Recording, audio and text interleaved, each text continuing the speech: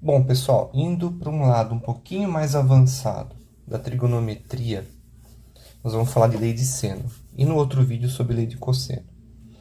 Pessoal, as últimas provas de FUVEST, Unicamp, Unesp, sempre cobraram leis de seno e lei de cosseno. Sempre tinha um problema envolvido essas leis. Então, se você está inscrito nessas provas, vale muito a pena dar uma olhada um pouco mais nesse assunto, tá?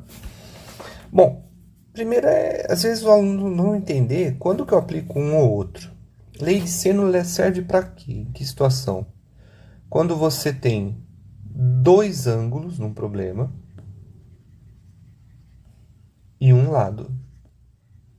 Se você tem dois ângulos e um lado, você vai usar a lei de seno, provavelmente.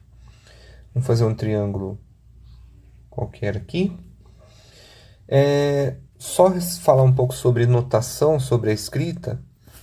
É normal que se a gente chamar isso aqui de vértice A, B e C, a gente coloca em letra maiúscula de propósito. E o lado oposto ao ângulo, ó, se o A está aqui, oposto a ele, ó, olhando para ele, está o vértice, o lado A. Lá do outro ladinho, tá? Então, esse aqui é o lado A, que seria o segmento CB, né? É o Azinho. Então, oposto ao ângulo B está o Bzinho, oposto ao ângulo C está o Czinho. A lei de seno diz o seguinte, para qualquer dessas relações, A sobre o seno do A é igual pegar o B, dividir pelo seno do ângulo B. E o Czinho sobre o seno do C. Essas relações valem para todos os lados.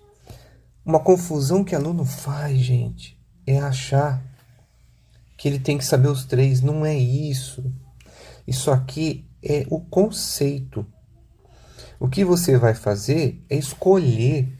Se no problema você tem dois ângulos, por exemplo, eu tenho C e A, e eu sei o lado C e quero chegar no A, poxa, então eu vou pegar C sobre o seno de C e A sobre o seno de A.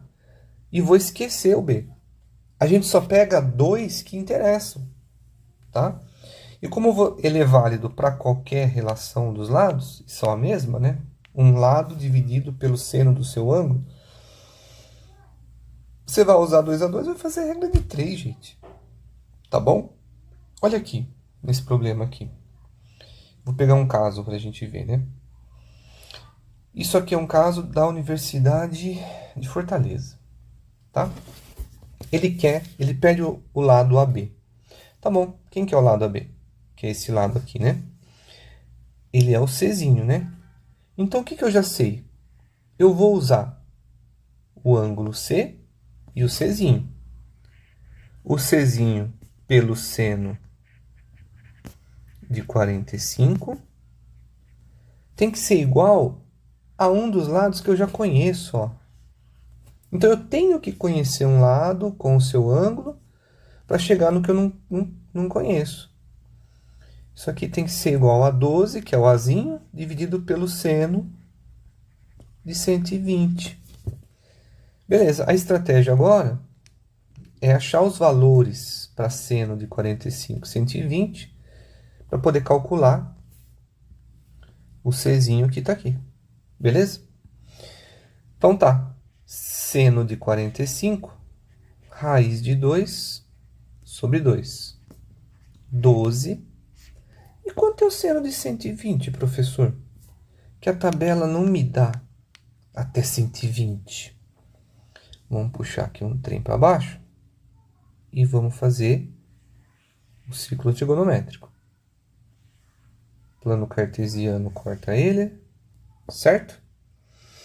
Tá. Onde está o 120? O 90 está aqui.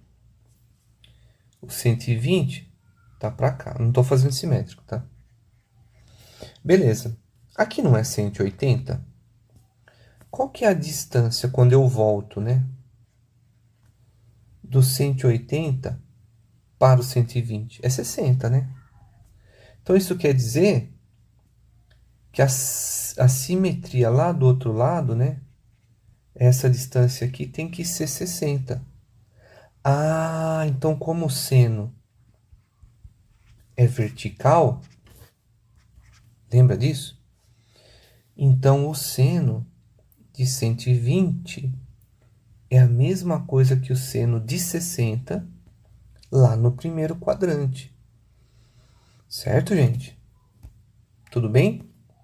De 120 para 180 desse lado aqui, a gente tem uma distância de 60, quer dizer que aqui eu também tenho uma distância de 60, né? E essa altura bate aqui.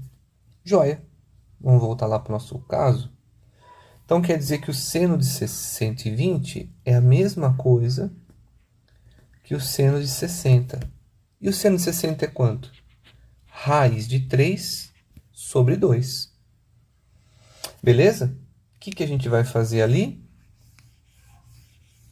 Nós vamos fazer regra de 3, gente. Ó, número, esse vezes esse. Vou fazer passo a passo para você. É igual a esse vezes esse. Raiz de 3 sobre 2 vezes C.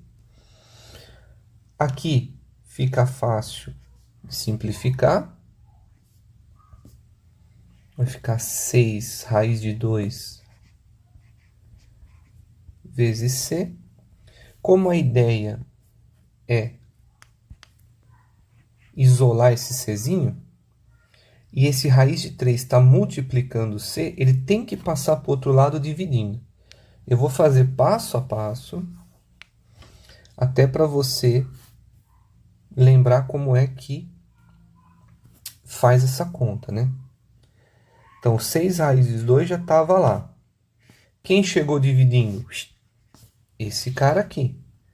Esse cara passa dividindo porque ele está multiplicando. E isso é igual a C. Poxa, isso aqui, gente, é divisão de fração. Lembra que 6 raiz de 2 não tem nada embaixo, ele é sobre 1. Como é que faz isso? Conserva o primeiro e multiplica pelo segundo, ele vai subir para frente da fração que está ali, só que invertendo. Tem que trocar esses caras aqui. 2 raiz de 3. Isso vai virar... Agora a gente multiplica os de cima e os de baixo. 12 raiz de 2 sobre raiz de 3. Perfeito, professor.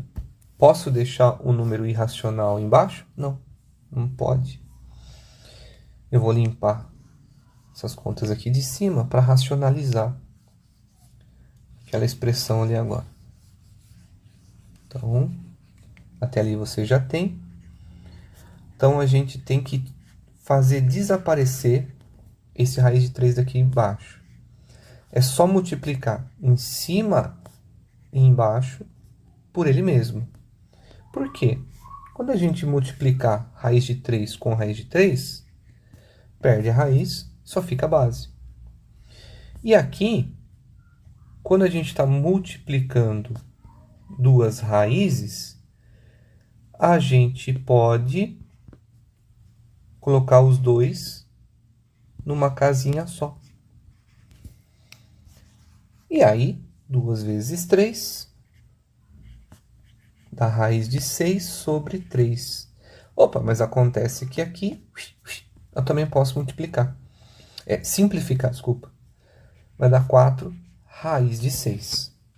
Se o enunciado não desse isso, ou desse as aproximações da raiz de 2 e de 3, você multiplicaria tudo. Ou desse a aproximação da raiz de 6. Ou não desse e pedisse o número inteiro, você ia ter que dar um jeito de chegar na aproximação da raiz de 6. Eu acredito, gente, que ele vai dar. Eu olhei só o começo do enunciado, mas a raiz de 6 dá aproximadamente 2,45, tá? E 4 vezes 2,45 vai dar, opa, 9,8. Beleza? Então, o Czinho aqui mede 9,8. E aí, se é uma questão que pede valor aproximado, apareceria 10, né? Seria o número mais próximo ali. Então, gente, lei de seno é isso aqui. Dependendo da sua ideia aí, como tá seus estudos, ver se encaixa um tempinho para reforçar esse conteúdo aqui, para você ganhar aquele ponto extra mesmo, assim, essa é aquela questão de nível médio para difícil, tá bom?